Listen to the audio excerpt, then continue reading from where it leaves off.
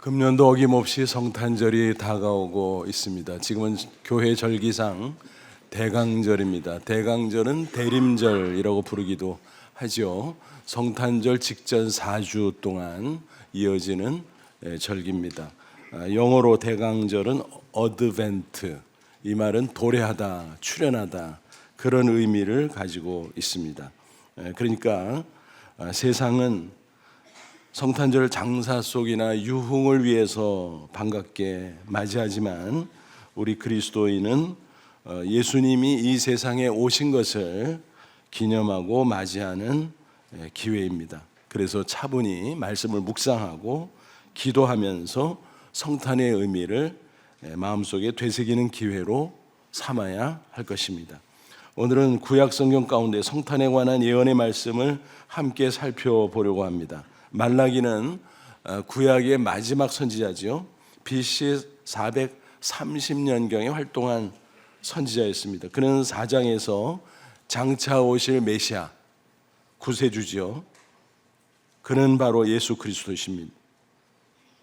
이 예수님의 오심에 대해서 예언하고 있습니다. 말라기 선지자가 살던 시대는 한마디로 말해서 암흑기였습니다. 바빌론 포로에서 귀환한 이스라엘, 처음에는 귀환의 감격이 있었어요.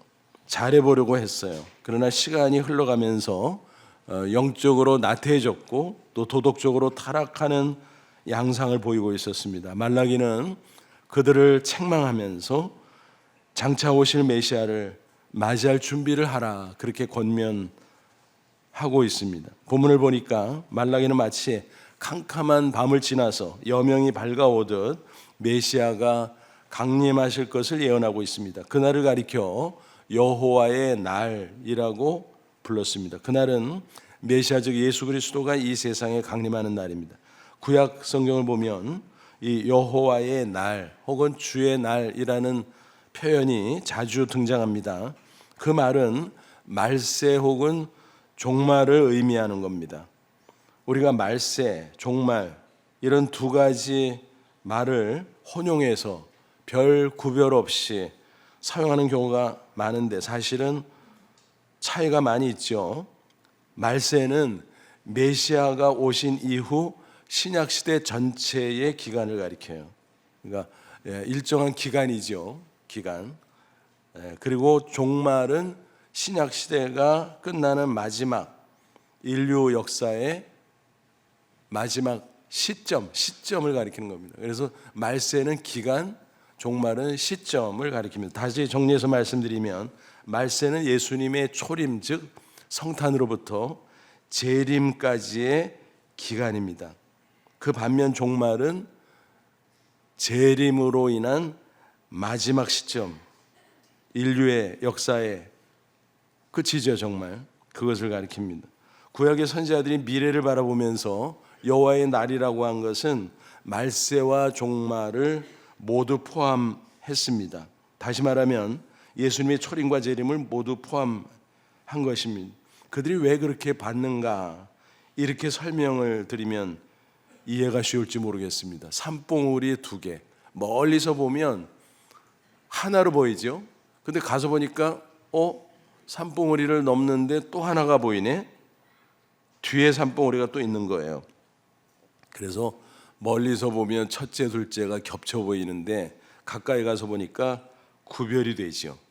그래서 첫째 봉우리가 예수님의 초림 즉 성탄이에요. 그리고 예수님이 강림한다 그랬는데 또 한 번 강림하네. 그래서 둘째 봉우리가 재림, 종말 그렇게 된다라는 것입니다. 그래서 구약시대 선지자들은 이 둘을 한꺼번에 묶어서 바라보았다 라는 것입니다. 말라기도 마찬가지예요. 초림과 재림을 모두 염두에 두고 여호와의 날, 주의 날 이렇게 언급했습니다. 이 시간에는 특별히 초림과 관련해서 설명을 드리고자 합니다. 예수님이 강림하실 때 즉 성탄의 때 무슨 일이 일어난다고 했는가. 1절 보세요. 만군의 여호와가 이르노라 보라 용광로 불같은 날이리니. 용광로 불은 심판을 상징하는 표현이에요. 교만한 자와 악을 행하는 자는 다 지푸라기 같을 것이다. 불이 활활 타오르는데 지푸라기 아무것도 아니죠. 다 불살라질 수밖에 없을 것입니다. 그 이르는 날에 그들을 살라 그 뿌리와 가지를 남기지 아니할 것이로되 그랬습니다. 무시무시한 멸망을 묘사한 거죠. 그러니까 얼른 보면 이거 예수님의 재림 얘기 아니야? 마지막 종말 얘기 아니야? 심판 얘기 아니야? 그렇게 생각할 수 있습니다. 하지만 초림의 때도 그와 같은 일이 있다는 것입니다. 이렇게 말씀을 드리면 혹시 의문을 가지실 수도 있어요. 예수님은 세상 사람들을 구원하러 오시지 않았나? 심판하러 오신 게 아니라고 했는데, 물론 맞는 말이에요. 예수님은 구원하러 오셨어요. 하지만 사람들이 불신앙으로 예수님을 거부하면 결국은 심판받을 수밖에 없다는 사실입니다. 왜 그런가 하면 이미 모든 인간은 죄로 말미암아 심판 아래에 있습니다. 그런 상태에서 예수님이 구세주로 오신 거예요. 기회를 준 거죠. 구원의 기회. 그런데 그것을 불신앙으로 기회를 걷어 차버리면 그대로 심판을 받을 수밖에 없는 거예요. 멸망할 수밖에 없는 거죠. 이런 원리를 예수님께서 직접 말씀해 주셨어요. 요한복음 3장 17, 18절. 하나님이 그 아들을 세상에 보내신 것은 세상을 심판으로 하심이 아니요 그로 말미암아 세상의 구원을 받게 하려 하심이라. 그를 믿는 자는 심판을 받지 아니하는 것이요 믿지 아니하는 자는 하나님의 독생자 이름을 믿지 아니하므로 벌써 심판을 받은 것이니라 그랬습니다. 하나님의 아들 독생자를 이 세상에 보낸 것, 그것은 심판을 위함이 아니고 구원을 위함이다. 맞아요. 그런데 보충 설명에서 뭐라 그랬어요? 그런데 예수님을 믿으면 심판받지 않고 구원을 받는데 예수님을 만약 믿지 않는다? 그러면 구원의 기회를 놓쳤으니까 죄로 말미암아 심판의 상태가 이어지다가 마지막 최후의 심판을 받게 될 것이다 라는 것입니다. 그러니까 예수님은 구원자일 뿐만이 아니라 심판자이기도 한 거예요. 그래서 예수님의 초림도 구원을 위한 거지만 거부하면 심판의 결과가 따를 수밖에 없다는 것입니다. 본문을 보니까 말라기 선지자가 예수님의 초림 즉 성탄을 캄캄한 가운데 태양이 떠오르는 것으로 묘사하고 있어요. 해는 해인데 의로운 해라고 그랬어요. 그러니까 뭐예요? 물리적인 태양을 가리키는 게 아니구나. 바로 메시아 예수 그리스도를 비유적으로 표현을 한 거죠. 그래서 2절 보면 내 이름을 경외하는 너희에게는 공의로운 해가 떠올라서, 공의로운 해, 의로운 해죠.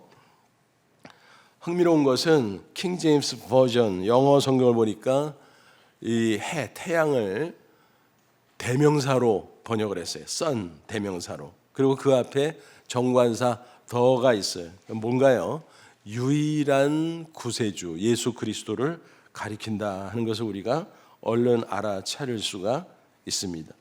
동력의 해가 떠오르면 찬란한 햇빛을 비추게 되고 그로 인해서 사방이 밝아지죠.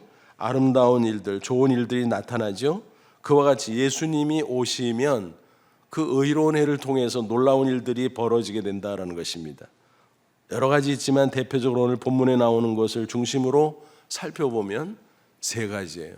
구원의 역사가 나타나고 치유의 역사가 나타나고 그리고 승리의 역사가 나타난다라는 사실입니다. 차례차례 하나씩 살펴보죠. 첫째, 의로운 해가 떠오르면 구원의 역사가 나타납니다. 2절 하반절 보세요. 어떤 일이 나타난다 그랬어요? 너희가 나가서 외양간에서 나온 송아지 같이 뛰리라. 한번 상상해 보세요. 송아지가 외양간에 갇혀 있어요. 어두컴컴하죠? 막혀 있으니까 나갈 수 없어서 답답하죠? 얼마나 힘들어요? 얼마나 고통스러워요? 그런데 거기서 풀려난다고 상상해 보십시오. 얼마나 좋을까요? 푸른 풀밭으로 나가서 이리 뛰고 저리 뛰고 좋아하는 모습 눈에 선하게 상상할 수 있겠죠. 바로 이게 구원의 역사라고 하는 사실인 것입니다. 누가복음을 보면 예수님의 성탄 이전에 세례요한이 6개월 앞서서 출생하잖아요. 그 부모는 누구였나요? 제사장 사가랴 그리고 엘리사벳이죠. 그 부부는 노년까지 불임이었어요. 자식이 없었습니다. 그런데 하나님의 놀라운 기적으로 엘리사벳이 잉태했고 세례요한을 출산하게 됐다라고 하는 것입니다. 그때 사가랴가 성령 충만함을 입어서 예언을 합니다. 그 말씀 가운데 예수님의 오심에 대한 예언이 들어있어요. 누가복음 1장 78, 79절. 이는 우리 하나님의 긍휼로 인함이라. 이로써 돋는 해가 위로부터 우리에게 임하여. 여러분 잘 생각해 보세요. 돋는 해는 어디서 돋아요? 지평선에서, 수평선에서 이게 쭉 올라가잖아요. 근데 돋는 해가 위로부터 올라온대요. 마치 내려오는 것처럼 표현을 했죠. 위로부터. 그래서 영어 성경 from heaven. 그러니까 위로부터 돋는 해가 온다는 거예요. 그 돋는 해는 바로 메시아 예수 그리스도를 가리키죠. 그러면 어둠과 죽음의 그늘에 앉은 자에게 비치고, 어둠과 죽음의 그늘 뭘까요? 어둠은 죄를 상징하고, 죽음, 사망의 그늘, 인간을 속박하고 멸망에 끌어가는 게 바로 뭐예요? 죄와 사망이잖아요. 근데 돋는 해, 의로운 해가 떠오르면 거기서 구원받을 수 있다라고 하는 것입니다. 그래서 우리 발을 평강의 길로 인도하시리라. 그래서 죄와 사망에서 구원받고 평안을 얻을 수 있을 것이다. 영혼의 자유와 영생의 기쁨을 얻을 수 있을 것이다 라는 것입니다. 여러분 정말 그렇잖아요. 인간을 고통스럽게 하고 속박하는 것 중에 대표적이고 근본적인 것이 뭐예요? 죄와 사망이잖아요. 아담 이후 모든 인간은 죄인입니다. 의식적이든 무의식적이든 죄책감으로 인해서 고통을 받고 있어요. 그리고 죽음에 대한 두려움이 항상 있죠. 그러나 예수님의 성탄으로, 더 나아가 십자가 대속으로 죄와 사망에서 구원받고 참 자유와 참 기쁨을 얻을 수 있는 것입니다. 그래서 복음이죠. 구원의 기쁨입니다. 마음에 평안이 있고 죽음에 대한 두려움도 사라질 수 있습니다. 우리가 너무나 애송하는, 잘하는 찬송가 305장, 나 같은 죄인 살리신 Amazing Grace 작시자 아시죠? 존 뉴턴. 그 유명한 일화를 여러분 너무나 잘 알고 계실 줄 압니다. 그는 목사 겸 찬송가 작시자로 알려져 있습니다만 본래는 노예 상인이었잖아요. 아프리카 흑인들을 마구잡이로 잡아다가 팔아넘겼습니다. 강제 노동과 죽음으로 몰아넣었던 것입니다. 나중에는 노예 무역선의 선장까지 지냈습니다.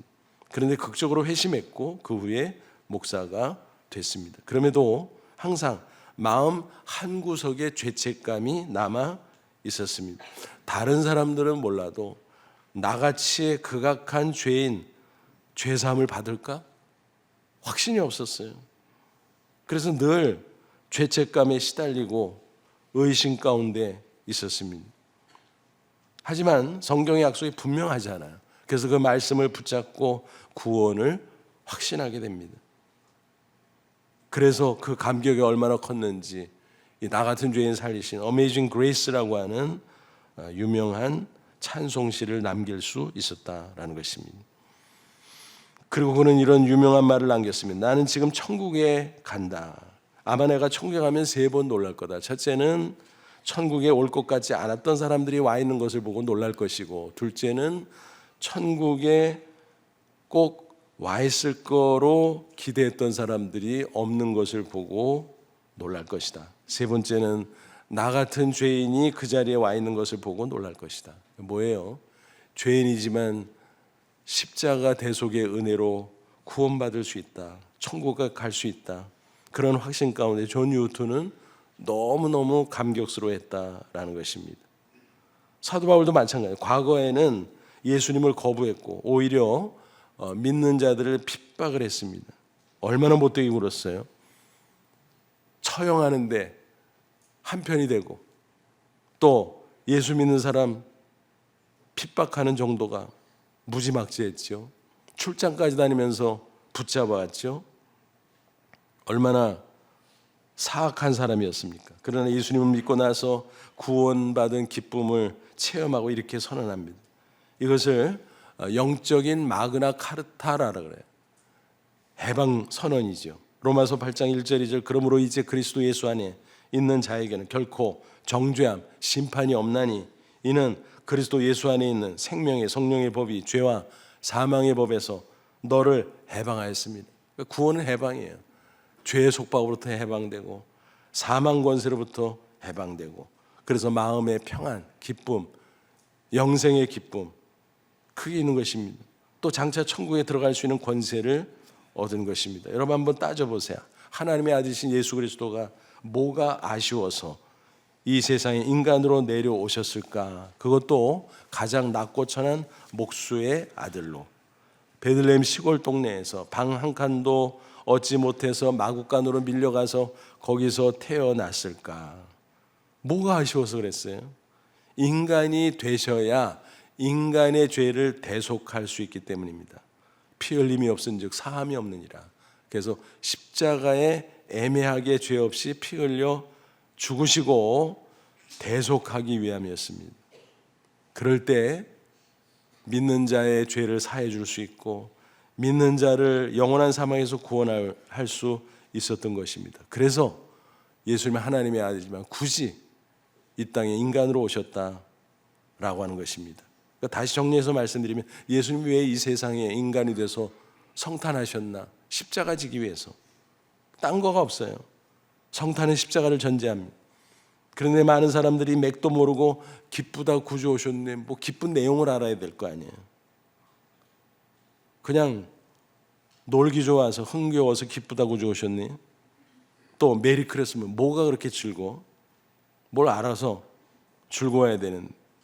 성탄절이 기쁜 이유는 십자가 구원의 기쁨 때문이라는 것입니다. 우리는 너무 기쁘지만 사실 따지고 보면 희생하신 예수님 생각할 때 기쁨은 기쁨인데 송구스러운 기쁨이죠. 구원, 그보다 더 큰 기쁨은 없습니다. 이 세상에 살 동안에도 영생의 기쁨을 맛볼 수 있고 언제 죽어도 천국에 당당히 들어갈 수 있다는 사실입니다. 이것이 바로 구원의 확신인 것입니다. 오래전 한 잡지에서 한 청년이 쓴 수기를 읽고 너무 재밌었습니다. 군복무 시절 전방 수색부대에 근무하고 있었는데 어느 날 평소처럼 수색을 나갔다고 합니다. 한참 수색 작전을 벌이고 있는데 갑자기 군화에 뭐가 툭 걸리는 거예요. 근데 느낌이 이거 철제 물건인데 쇠붙이야? 뭐지? 교육받은 대로 한번 판단해 봤어요. 야, 지뢰다 지뢰. 사색이 됐습니다. 식은땀이 줄줄 흘렀습니다. 자칫 잘못해 지혜가 터지면 자기도 죽지만 수색대원들도 다 죽는 겁니다. 겁에 질려서 크게 소리도 지를 수가 없었어요. 혹시 울려서 어떻게 잘못될까 봐 그런 걱정까지 있었습니다. 그래서 작은 소리로 주변의 대원들에게 알렸습니다. 지뢰라. 여기 지뢰예요. 주변에 있던 대원들도 사색이 됐습니다. 즉시 무전으로 상관에게 보고했고 부대에 비상이 걸렸습니다. 지뢰 제거반이 득달같이 달려왔고 조심하면서 지뢰를 제거하는데 좀 이상했습니다. 하사관이 작업을 하던 중 이렇게 말합니다. 아니 이건 뭐야? 깡통이잖아. 어떤 녀석이 이거 처음에 지뢰라 그랬어?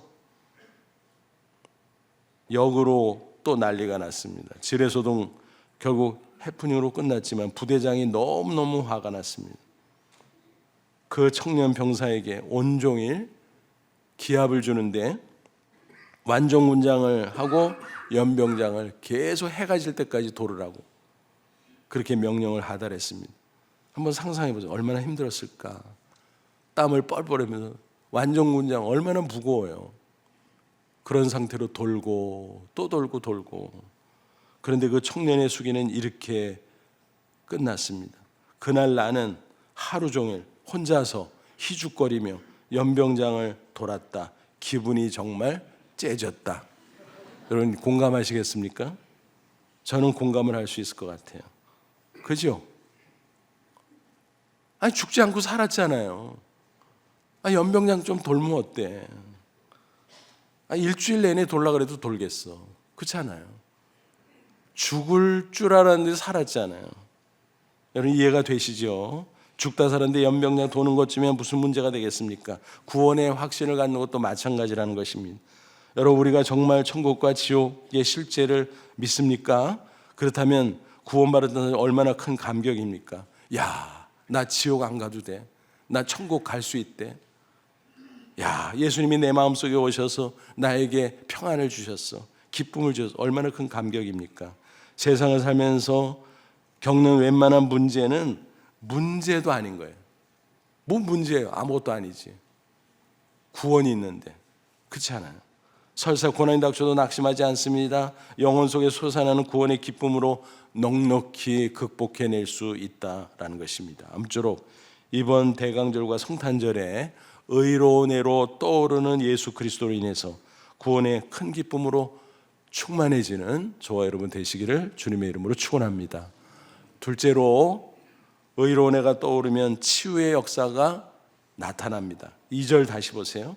내 이름을 경외하는 너에게는 공의로운 해가 떠올라서 치료하는 광선을 비추리니. 태양이 떠오르면 빛을 발산하잖아요.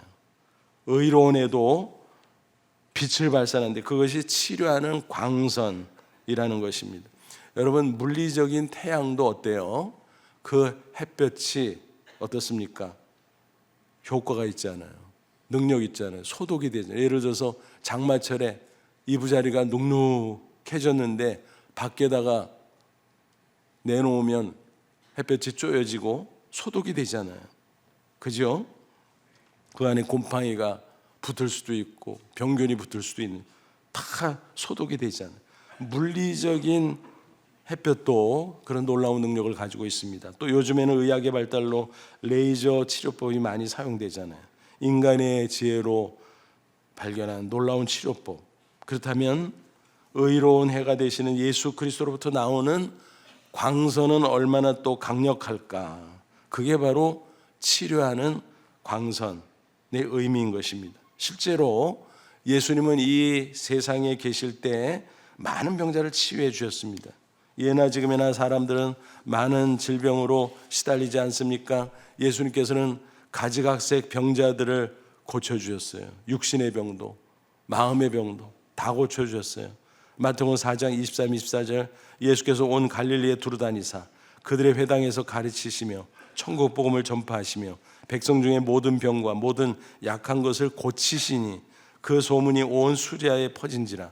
사람들이 모든 앓는 자 곧 각종 병에 걸려서 고통당하는 자, 귀신 들린 자, 간질하는 자, 중풍병자를 데려오니 그들을 고치시더라. 예수님은 완전 종합병원 원장님이야. 그죠? 가지각색 모든 병을 치유해 주셨다라는 것입니다. 질병 치유는요, 크게 두 종류로 설명할 수 있어요.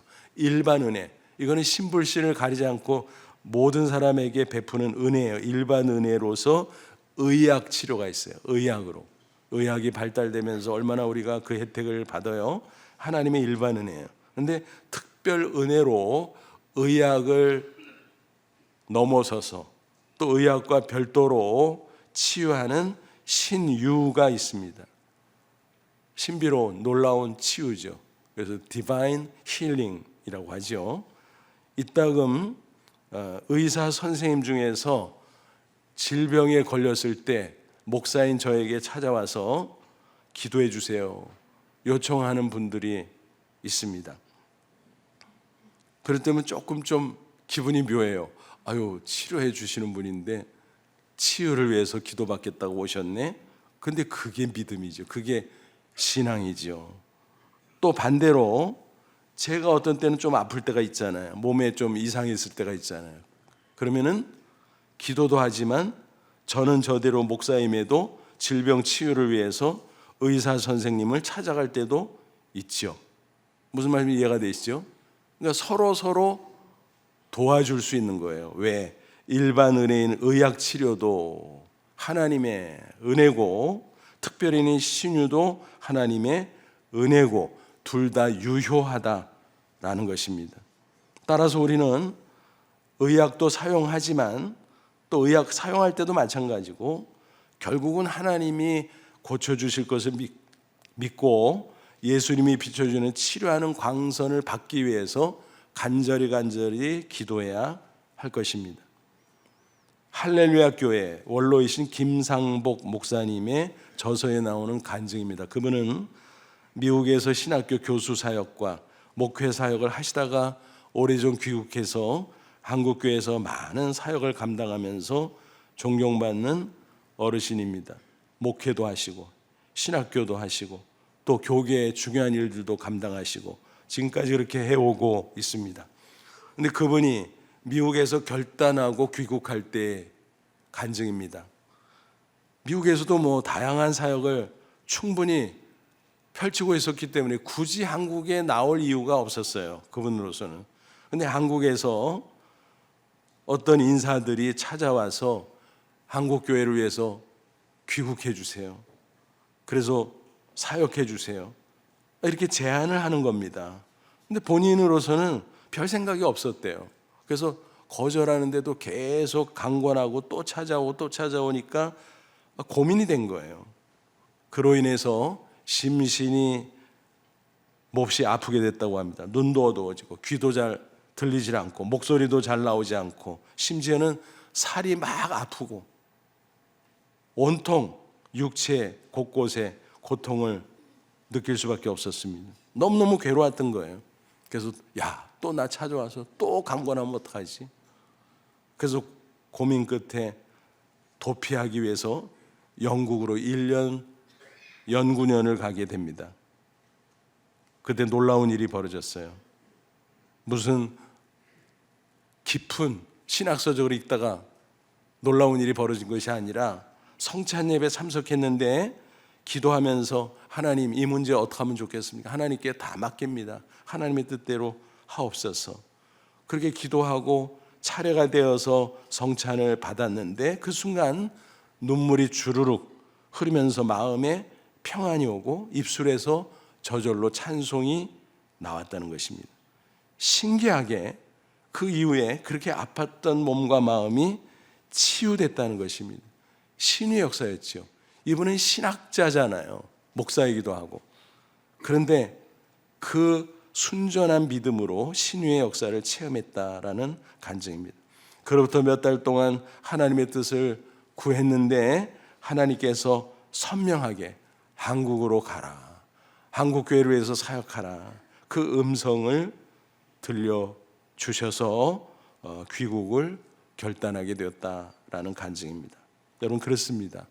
우리가 의학을 통한 일반 은혜의 치유도 중요하지만 그것을 넘어서는 치료하는 광선을 통한 신유의 치료, 특별한 신유의 치료도 우리가 사모하고 믿고 기도하고 체험할 수 있기를 바랍니다. 아무쪼록 이번 성탄절에 의로운 애가 되시는 예수님을 의지함으로 몸도 마음도 치유되어 영육간에 강건하게 살아가는 저와 여러분 다 되시기를 주님의 이름으로 축원합니다. 세 번째로 의로운 애가 떠오르면 승리 역사가 나타나는 것입니다. 3절 보세요. 또 너희가 악인을 밟을 것이니 승리한다는 거죠. 그들이 내가 정한 날에, 악인들이 정한 날에, 여호와의 날에 주님이 오시면 너희 발바닥 밑에 재와 같으리라. 만군의 여호와의 말이니라. 무슨 얘기예요? 우리가 구원받은 하나님의 자녀임에도 불구하고 세상 살 동안에는 많은 어려움을 겪잖아요. 고난, 환난, 문제 등등 우리에게 엄습하잖아요. 또 주변에 얼마나 악한 자들이 많아요. 원수 사탄 마귀는 온갖 시험으로 우리를 또 공격하잖아요. 그 가운데 때때로 우리는 마음이 흔들려요. 낙심될 때도 있어요. 심한 경우는 절망할 때도 있어요. 하지만 말라기 선지자는 뭐라고 말해요? 하나님의 약속이 있다. 그것을 분명하게 선언하고 있습니다. 발바닥 밑에 재와 같이 될 것이다. 그 악한 자들은 사람뿐만이 아니라 환난, 문제들까지도 다 포함하죠. 그래서 당당히 승리한다는 것입니다.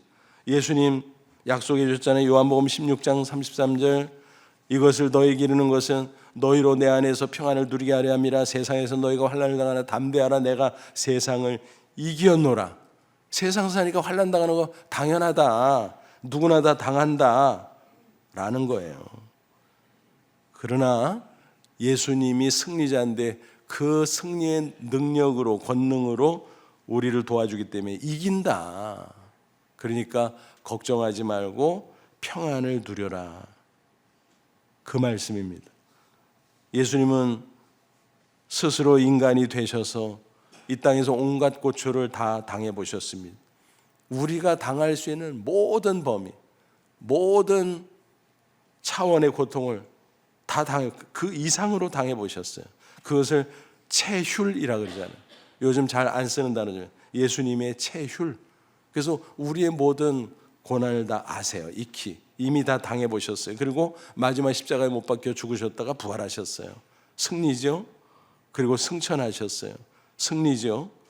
따라서 승리하신 예수님만 바라보고 예수님만 의지하면 어떤 환난, 고난 가운데 있어도 당당히 승리할 수 있다는 사실입니다. 그것이 우리의 소망이요 승리 확신인 것입니다. 하나님의 자녀가 된 우리에게도 고난이 닥쳐오기 마련이지만 그것은 실패가 아니다. 과정일 뿐이다. 결국은 우리는 승리한다는 것입니다. 잠언 24장 16절 대저의는 7번 넘어질지라도 다시 일어나리니와 악인은 재앙으로 말미암아 엎드러지느니라. 자주 인용하는 말씀이죠. 7전 8기. 계속 넘어질 때는 실패네, 끝났네. 그러면 그게 끝이 아니라는 거예요. 과정이라는 거예요. 결국은 다시 오뚜기처럼 일어나고 승리한다는 거예요. 반면에 악인은 뭐예요? 재앙으로 말미암아 엎드러지니라. 그러니까 의인과 악인의 차이는 고난이 있고 없고 없고 있고 그 차이가 아니에요. 의인도 고난이 많아요. 어떤 사람은 오해해요. 믿음 있으면은 고난 안 당하지. 누가 그래요? 또 믿음이 조금은 고난 안 당해. 누가 그래요? 성경에 그런 말 써 있지 않아요. 그거 착각하는 겁니다. 의인은 고난이 많다 그랬어요. 다만 하나님께서 그 고난에서 우리를 건져 주신다고 승리를 약속하셨어요. 그러므로 우리는 성경의 메시지를 이렇게 정리할 수 있어요. 의인 필승, 악인 필패.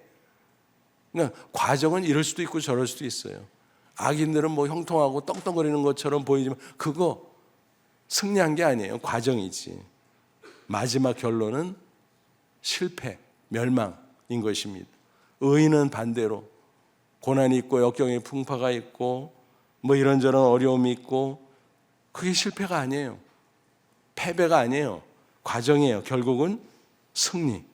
그래서 의인 필승, 악인 필패라는 사실입니다. 그것은 성경의 약속이요 신앙 인생의 법칙인 것입니다.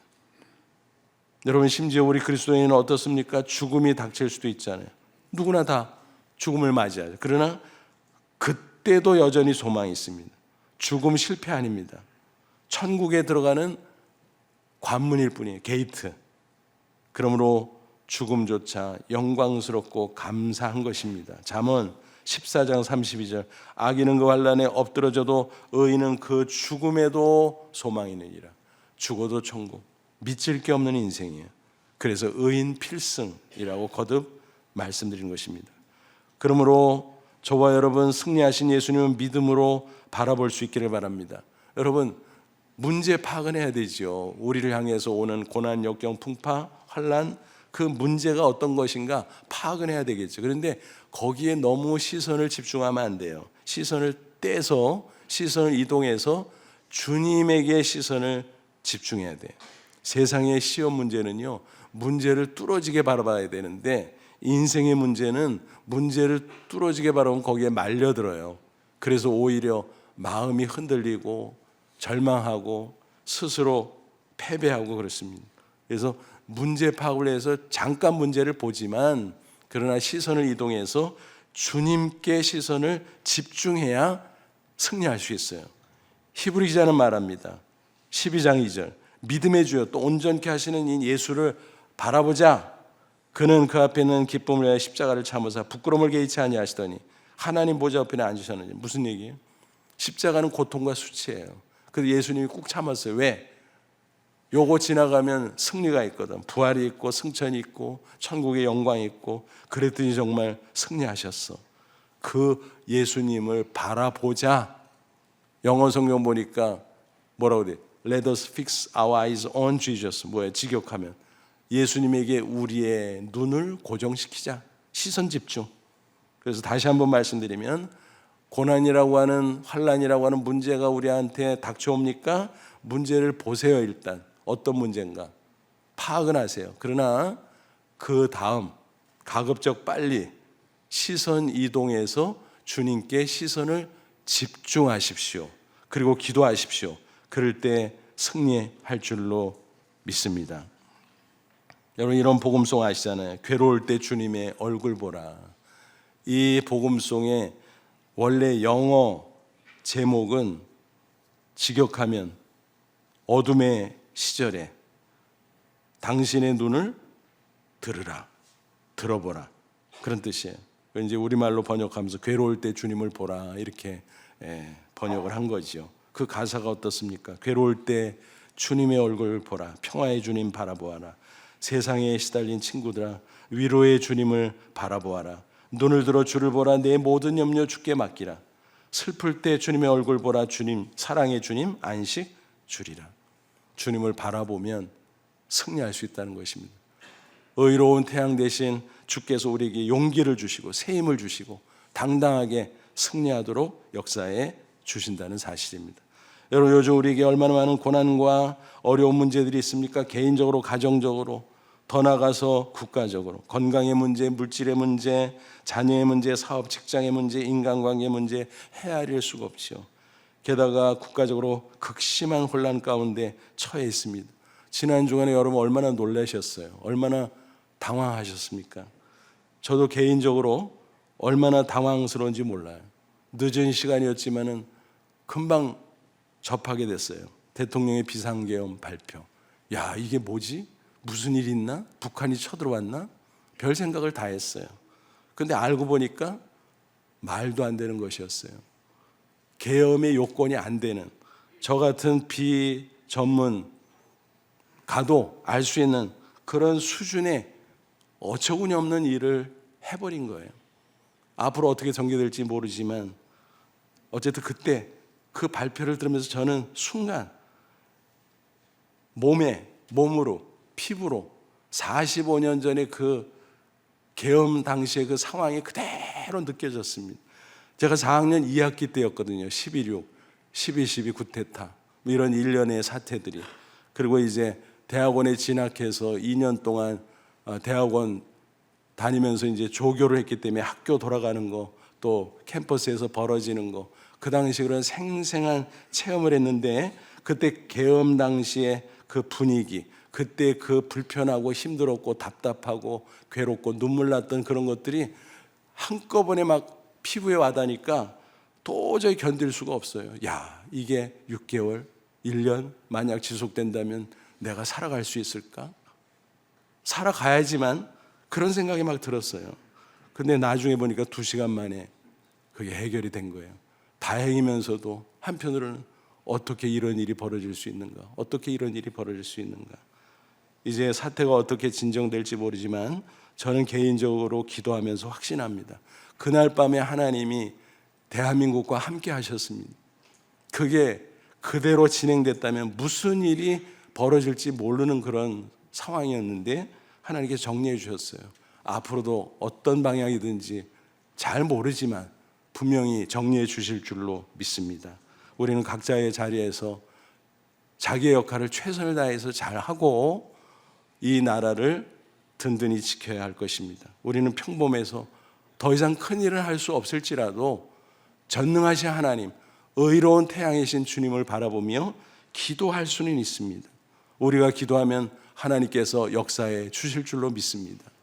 지난 수십 년 동안 이 나라를 기적의 나라로 세워주신 하나님께서 다시 한번 세워주셔서 계속 전진하고 세계 앞에 수치를 당하는 것이 아니라 자랑스러운 대한민국, 그리고 주님 오신 그날까지 세계 선교의 위대한 사명을 감당하는 대한민국과 한국교회가 되게 해달라고 간절히 기도할 수 있기를 바랍니다. 그럴 때 반드시 의로운 해가 되시는 주께서 우리와 함께 하시고 우리에게 개인적으로, 가정적으로, 교회적으로, 국가적으로 승리를 주실 줄로 믿습니다.